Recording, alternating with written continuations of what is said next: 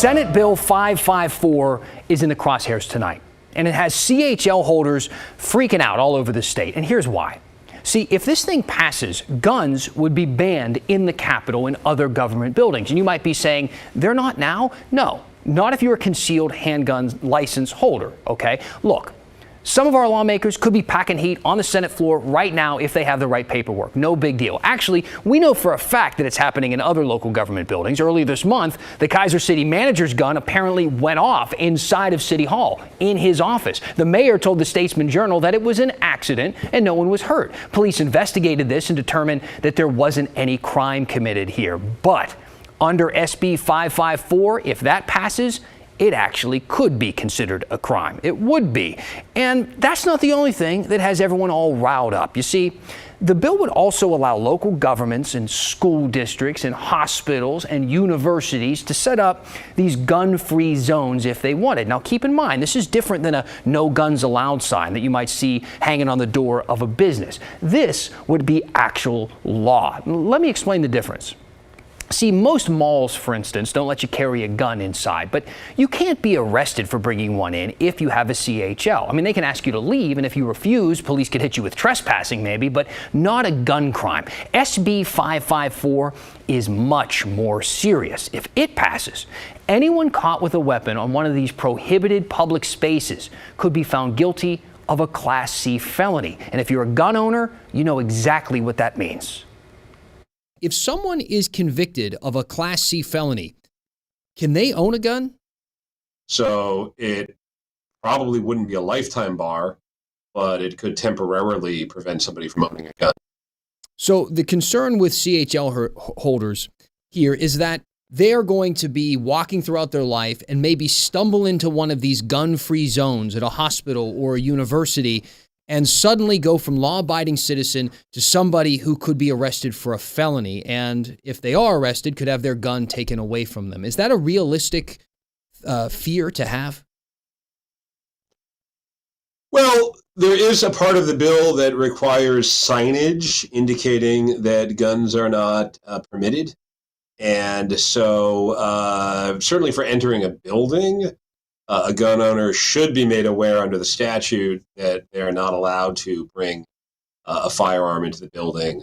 As you get into more public areas like lawns or courtyards, I would imagine that there is some requirement for signs, but that's where maybe there could be a little more fear. A lot of our viewers have been talking about this. I've gotten some really great, thoughtful messages from our viewers. Matt, for instance, wrote me, said he was a certified safety instructor, and he said, in part, unbiased research will show that gun-free zones are really free-fire, helpless target zones and are the safest, easiest place for those who would do evil, least likely to be stopped. I'd be glad to share my resources with your staff or even take you for an informal trip to the range. I'd love a good trip to the range. I grew up in a hunting household. I'm still waiting for him to share those resources with me and our staff. But one thing that did kind of catch my attention is something that I've always been fascinated by, and it's that argument, the kind of the good guy with a gun argument. So let's look at how many good guys we have in Oregon, or at least people with CHLs. The Oregon State Police sent us this list today. It's a list of CHL holders from January of 2021, with a total of 285,068 people who can legally carry a concealed handgun. That's 6.68% of our entire population. That's higher than the national average. So hypothetically, let me put it to you this way. If you were at a packed Timbers game of 25,000, 1,670 people theoretically in that stadium would legally have a gun with them. Yes, I know you're not allowed to have a gun at Providence Park, and yes, I know not all CHL holders have their gun with them at all times, but it's a frame of reference.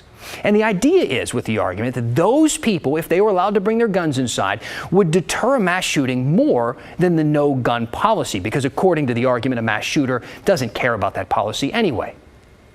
But is this all true? Does it make sense? Well, it's kind of impossible to say. I mean, you can find many cases around the country when a CHL holder intervened after a person was shot and stopped that gunman. But how can you prove that gunman was going to commit a mass shooting if you stopped him before he did it? One example that pops up a lot in these conversations happened here in 2012 at Clackamas Town Center. A gunman walked inside with an AR-15 and started shooting. He fired 16 shots and killed 2 people. According to the police report, the gun kept jamming, and while he was trying to fix the jam, an armed shopper with a CHL faced him with a gun. The shopper never fired, but the shooter ran into a stairwell and took his own life. Here are the headlines that followed that. From KGW, on December 16th of that year, Clackamas mall shooter faced man with concealed weapon. Then from the O, a month later, watch how they kind of change. Did armed citizens stop Kip Kinkle and Clackamas mall shootings? Followed by this one, Clackamas Town Center shooting. Story of armed shopper fuels national debate. At the time, conservative radio hailed the shopper a hero and criticized the media for not echoing the same. Meanwhile, investigators really couldn't tell us and didn't know if that CHL holder actually affected the outcome at all, saying that they couldn't be sure either way. They couldn't tell.